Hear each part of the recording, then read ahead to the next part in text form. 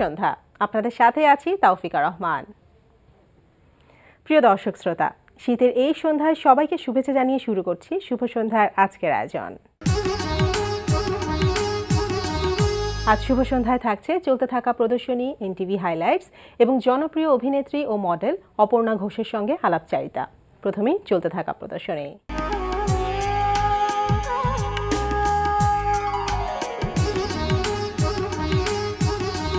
শুরুতেই জানিয়ে দিচ্ছি চলতে থাকা প্রদর্শনীর সময়সূচি। রাজধানীর আগারগাঁওয়ের স্থপতি ইনস্টিটিউটের আইবিএস সেন্টারে প্রদর্শিত হচ্ছে ভাস্কর হামিদুজ্জামান খানের ভাস্কর্য প্রদর্শনী।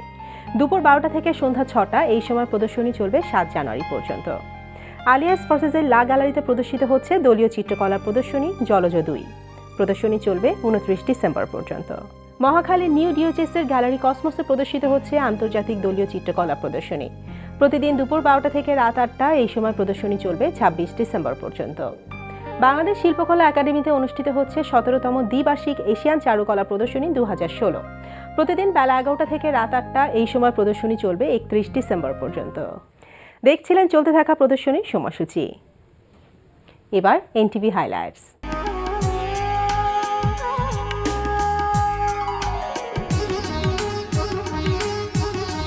জানিয়ে দিচ্ছি কি থাকছে এনটিভির রাতের অনুষ্ঠান মালায়।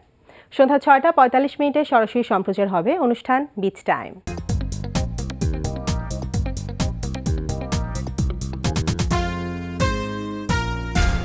রাত 8টা 20 মিনিটে থাকছে এজাজ মুন্নার রচনায় ও পরিচালনায় ধারাবাহিক নাটক আস্থা।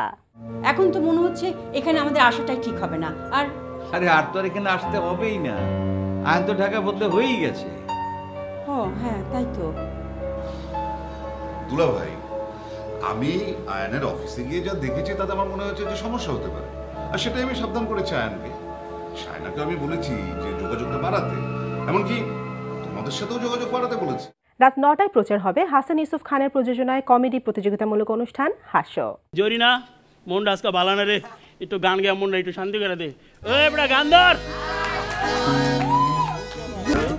আমার আগুন জ্বলে যৌবন ভরা অঙ্গে, প্রেমের সুধা পান করে হায় রে আমার দিওয়ানা।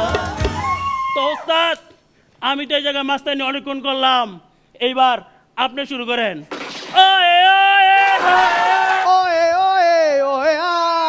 রাত 11:30টায় রয়েছে আবু হায়াত মাহমুদের পরিচালনায় একক নাটক সনদ। আচ্ছা, আমাদের পরিচয় কত বছরের? 4 বছর। আমার ভালোবাসা আকাশের চাঁদের মতো ঝলমলে, আর আমার ভালোবাসা ওই নির্মল নীল আকাশের মতো স্বচ্ছ। তোমার খোলা হাওয়া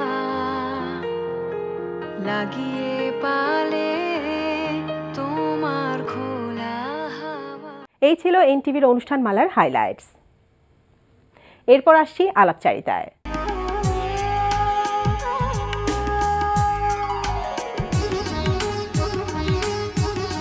এনটিভিতে প্রচার হচ্ছে ধারাবাহিক নাটক সংসার। নাটকটিতে অভিনয় করেছেন অভিনেত্রী ও মডেল অপর্ণা ঘোষ। প্রিয় দর্শক, আমাদের আজকের অতিথি জনপ্রিয় অভিনেত্রী ও মডেল অপর্ণা ঘোষ। চলুন কথা বলি তার সঙ্গে। শুভ সন্ধ্যা। শুভ সন্ধ্যা। কেমন আছেন? ভালো আছি, তুমি কেমন আছো? এই তো ভালো আছি। তো অভিনয়, তারপর বিজ্ঞাপন, তারপর চলচ্চিত্র সবকিছু তো একসাথে চলছে, মঞ্চ নাটকও আছে সেই সাথে। কিভাবে একসাথে ব্যালেন্স করেন সবকিছু? অ্যাকচুয়ালি জাস্ট আমাদেরকে একটা রুটিন মাফিক লাইফে তো লিড করতেই হয়, যেহেতু এতগুলো কাজ থাকে। সো রুটিনের মধ্যে চললেই আসলে সবকিছু হয়ে যায়। আমি একদমই রুটিনের বাইরের একজন মানুষ, কিন্তু তারপরে চেষ্টা করি, যেহেতু কাজটাকে ভালোবাসি সেই জন্য রুটিনটা মেনটেন করার চেষ্টা করি। সো অটোমেটিক্যালি সব কাজগুলো অটোমেটিক্যালি হয়ে যায়। সেটাই। আর পাশাপাশি পরিবার আছে, বন্ধু বান্ধব আছে, তাদেরকেও তো সময় দেওয়া হয় নাকি একটু কম সময় দেওয়া হয়? না, আমি আসলে আমার ফ্যামিলি তো চিটাগং থাকে, তো খুব বেশি একটা ফ্যামিলিকে সময় দিতে পারি না। যতটুকু ফ্রি টাইমটা পাই ওই টাইমে হয়তো বা চিটাগং ফ্লাই করে চলে যায়। আচ্ছা, দ্যাটস ইট। আর হচ্ছে আমার ঢাকায় থাকা হয় এবং আমার বন্ধুরাই হচ্ছে আমার আসলে আসল সঙ্গী আর কি, যেহেতু পরিবার চিটাগাঙে থাকছে। সো ফ্রেন্ডদের সাথে অনেক বেশি সময় কাটানো হয় অ্যাকচুয়ালি। মানে আমাদের তো শুটিং, সারাদিন তো শুটিংই থাকে, এমনিতে তো শুটিং এর মধ্যেই যা গল্প করার সেটা করছি।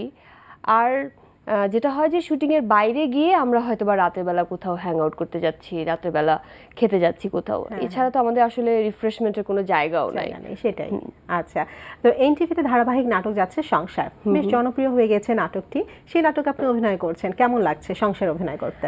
সংসারের সম্পর্কে একটু আগের থেকে আসি, যে ডিরেক্টরের কথা যদি আমি বলি, দোদুল ভাইয়ের সাথে আমার আসলে এর আগেই 2-3টা সিরিয়ালে কাজ করা হয়ে গেছে, আর এটা ছিল আমার 3rd সিরিয়াল দোদুল ভাইয়ের সাথে। সো আমি কখনো দোদুল ভাইকে আসলে স্পেসিফিকলি জিজ্ঞেস করি না যে আমার ক্যারেক্টার কি, কোনটা প্লে করব, স্ক্রিপ্টটা দেখতে চাই, কখনো জিজ্ঞেস করি না, কারণ আমার একদম দোদুল ভাইয়ের উপরে পুরো আস্থা আছে আর কি, যে আমাকে যে ক্যারেক্টারটা দেয়া হবে সেটা উনি আমাকে ভেবেই লিখেছে, এবং সেজন্যই আমাকে বলছে যে ক্যারেক্টারটা প্লে করার জন্য। আমাকে বলছিল যে তুই হচ্ছিস একজন ইউটিউবার, সো সাউন্ড ইন্টারেস্টিং। হ্যাঁ, সো আমি বললাম যে হ্যাঁ ওকে, আমি রাজি আছি, এটা করব। পরে স্টার্ট করলাম।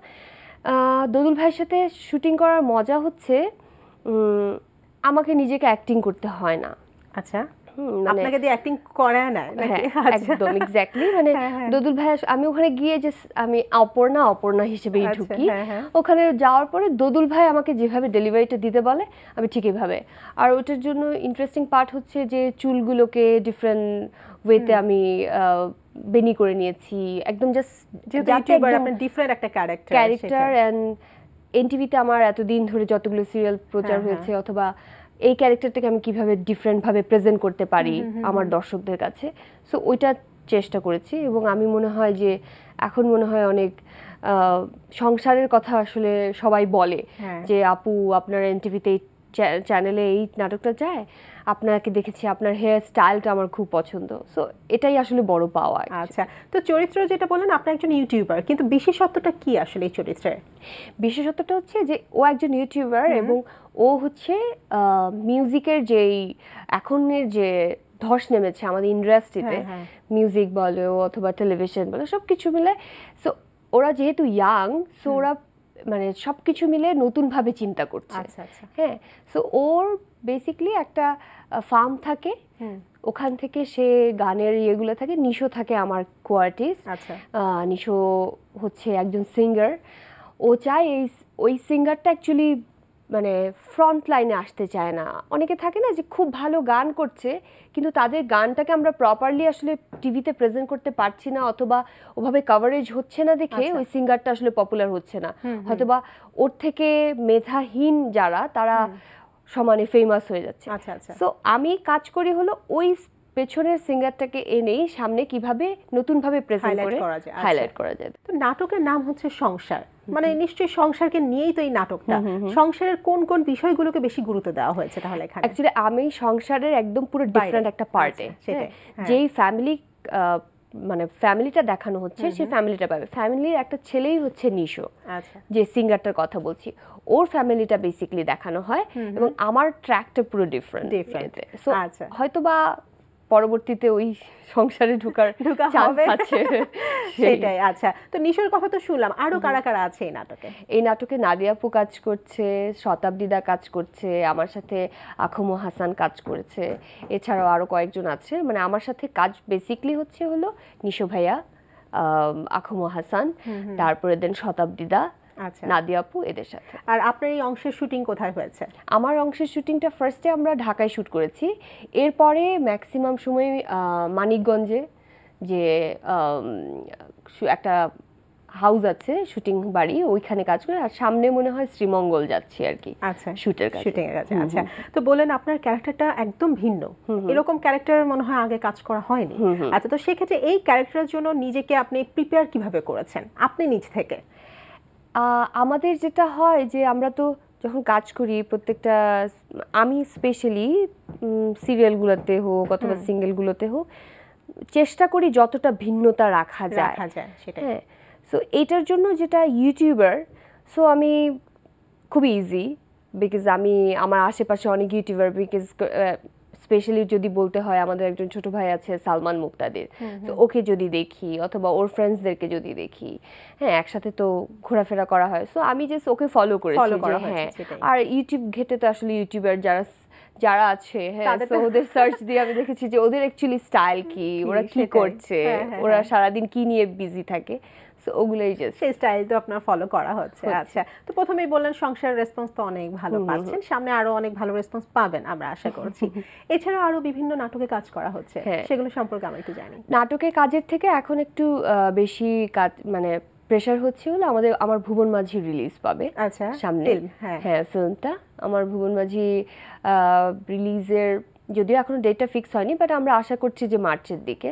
সো ওটার ক্যাম্পেইনিং শুরু হয়েছে যে এই পতাকা আমার, এই বাংলাদেশ আমার।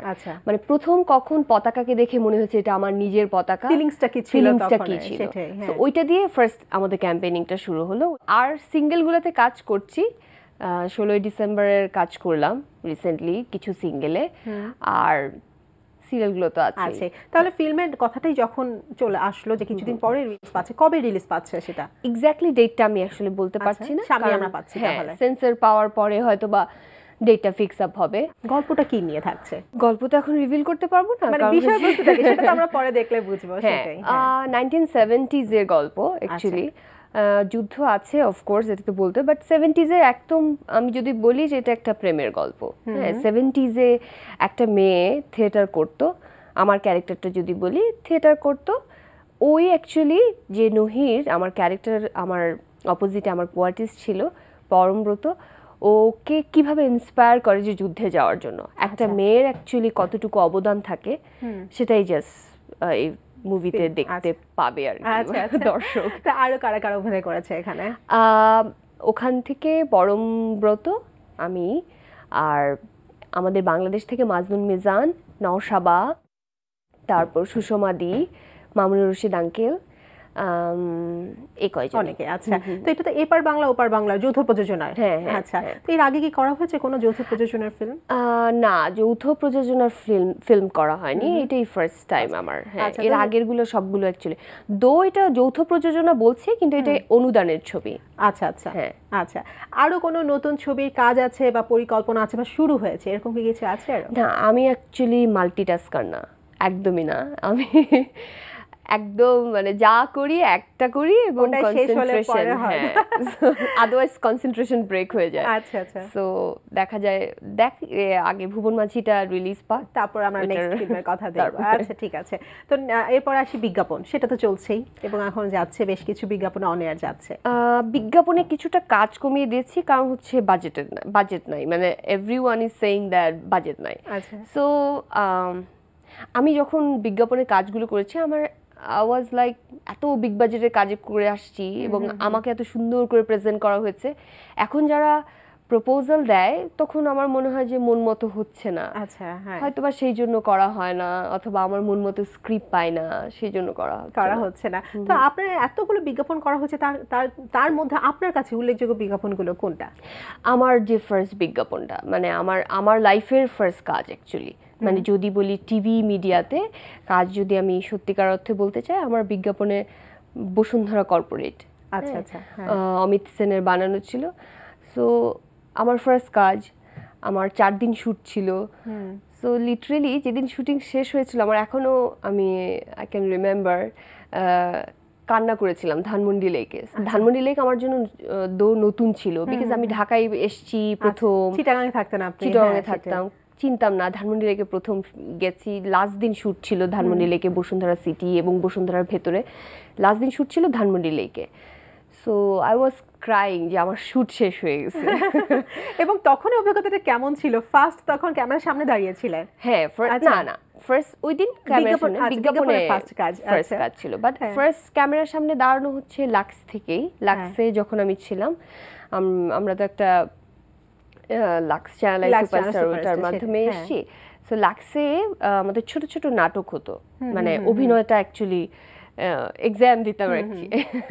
সেখানে আপনার ক্যামেরা ভয়টা আসলে চলে গিয়েছিল বলা যায়? চলে যায়নি অ্যাকচুয়ালি, মানে আমার প্রথম কাজ ছিল অপূর্ব ভাইয়ার সাথে। সো অপূর্ব ভাই অনেক ভালো বলতে পারবে আমার সম্পর্কে, আমি আসলে কিভাবে রিয়াকশনটা দিয়েছিলাম, বিকজ অপূর্ব ভাইকে আমরা টিভিতে দেখে অভ্যস্ত, অ্যান্ড লাইফে ফার্স্ট টাইম ওনার সামনে এবং সামনাসামনি ক্যামেরায় কাজ করছি। সো ওইটা ফিলিংটা আসলে ছিল। অ্যান্ড দিলার আন্টি, আচ্ছা, আমার মা আর কি চরিত্র অভিনয় করেছিল। সো দিলার আন্টিকে সামনে দেখছি, অপূর্ব ভাইকে সামনে দেখছি, we was like oh my god, এতগুলো স্টার সামনে ঘুরছে, আমরা স্বপ্নের মতো লাগছিল, স্বপ্নের মতো। হ্যাঁ, সো অপূর্ব ভাই ভালো বলতে পারবে আমি কতটুকু ভয়ে ছিলাম, বিকজ আমি একদম সেই কি ছিল আমার পুরো বডি, এবং অনেকক্ষণ লেগেছিল। গিয়াসউদ্দিন সেলিম ভাই ওটা ডিরেকশন দিচ্ছিল, খসরু ভাই ক্যামেরায় ছিল। আমার এখনো মনে আছে প্রত্যেকটা টিম মেম্বারের কথা আর কি। আচ্ছা আচ্ছা, পাশাপাশি মঞ্চে কাজ করা হচ্ছে, তো মঞ্চে কি সময় দেওয়া হচ্ছে ঠিক মতো? মঞ্চে অ্যাকচুয়ালি এভাবে রেগুলার আমি সময় দিতে পারি না, কারণ হচ্ছে আমি চিটাগংয়ে থিয়েটার করি। সো নান্দিকার, আচ্ছা নান্দিকারে কাজ করি। সো আমার যখন শোগুলা থাকে তখন হয়তো বা বাবা কল করে বলে যে এই শোটা এত তারিখে আছে, তুমি দেখো যে রিহার্সালের টাইমটা বের করে, এরকম। তো হয়তো বা এক সপ্তাহ টাইম বের করে ওখানে চলে যাওয়া হয় আর কি। আচ্ছা, তো এখন পর্যন্ত মডেলিং এ দেখলাম, অভিনয়, ফিল্ম সবকিছুতে দেখছি, কোন মাধ্যমে কাজ করতে আপনি বেশি স্বাচ্ছন্দ্য বোধ করেন, বা হয়তো ভবিষ্যতে যে কোনো একটা মাধ্যমে কাজ করতে চাচ্ছেন, সেটা কোনটা? অ্যাকচুয়ালি সবারই তো ড্রিম থাকে, মানে যারা আমরা এখানে কাজ করি, অভিনয়টাকে ভালোবাসি, তারা আসলে সবসময় চায় যে আমাদের কাজগুলো রয়ে যাক। রয়ে যাওয়ার মধ্যে যদি আসলে সত্যিকার অর্থে বলতে হয়, ফিল্ম অনেক একটা বড় জায়গা। হ্যাঁ, একটা ফিল্ম কিন্তু মানুষ যখন বড় পর্দায় দেখে তখন কিন্তু আসলে ভুলে না, এবং আপনি বলতে পারবেন যে ওই সিনেমার ওই ক্যারেক্টার ও নাম ধরে ডাক। সেটাই, হ্যাঁ। তো সবাই চায় অ্যাকচুয়ালি বড় পর্দাটাতে কাজ করতে। হ্যাঁ, কিন্তু আমাদের এখানে তো সত্যিকার অর্থে ওভাবে ইন্ডাস্ট্রি গড়ে ওঠেনি, যার কারণে ওভাবে জাম্প করতে পারছি না যে হ্যাঁ ওকে ফাইন আমি সুইচ করে ওখানে চলে গেলাম অ্যান্ড আমি একটার পর একটা ভালো সিনেমা দিয়ে যাচ্ছি দর্শকদেরকে। ওটা হচ্ছে না। বাট যদি হয় অফকোর্স আমি কেন আমি ফিল্মে জাম্প করা হবে অফকোর্স। বাট টিভি নাটক আমি আসলে সত্যিকার অর্থে আমি এখানে কাজ করি এবং এখানে আমি অনেক কমফোর্টেবল, আমি কাজ করে মজা পাই, বিকজ আমাদের গল্পগুলো অনেক ভালো। এক একটা গল্পের লোভে পড়ে কাজ করি অ্যাকচুয়ালি, কারণ এত সুন্দর সুন্দর গল্প আমার মনে হয় না যে কোনো পৃথিবীর কোনো দেশে এত সুন্দর গল্প হয় আমাদের টিভি মিডিয়াতে, যত যে পরিমাণে ভালো ভালো ভ্যারাইটি থাকে, এত ভ্যারাইটি থাকে। সেটাই তো আমরা আশা করছি সব মাধ্যমে আপনি সমান তালে কাজ করে যাবেন। শুভ সন্ধ্যা আসার জন্য অনেক অনেক ধন্যবাদ। তোমাকেও ধন্যবাদ, এনটিভিকে ধন্যবাদ, বিকজ আমি পার্সোনালি অনেক বেশি পছন্দ করি এবং আমি অনেক বেশি কমফোর্টেবল থাকি এখানে আসলে। Thank you so much. প্রিয় দর্শক, কথায় কথায় আমরাও চলে এসেছি অনুষ্ঠানের শেষ প্রান্তে। আমাদের সঙ্গে যোগাযোগের ঠিকানা প্রযোজক শুভ সন্ধ্যা, এনটিভি, বিএসসিসি ভবন, 7 তলা, 102 কাজী নজরুল ইসলাম এভিনিউ, কারণ বাজার, ঢাকা 1215। আমাদের ইমেল অ্যাড্রেস shubhosandha@ntv.bd.com। প্রিয় দর্শক, এনটিভিতে সম্প্রচারিত সংবাদ অন্যান্য সকল অনুষ্ঠান দেখতে লগ ইন করুন www.ntvbd.com এ। সবাই ভালো থাকুন, নিরাপদে থাকুন। শুভ সন্ধ্যা।